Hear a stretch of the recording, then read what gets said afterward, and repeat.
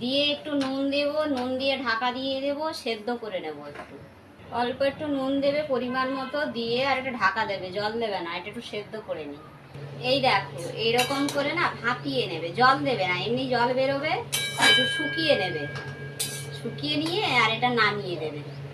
এই দেখো শাকটা ভাপানো হয়ে গেছে, এই দেখো এরকম শুকনো শুকনো করে নামিয়ে নেবে, নুন দিয়ে আর ভাপিয়ে নামিয়ে নেবে। এবার এটাকে আমি নামাবো।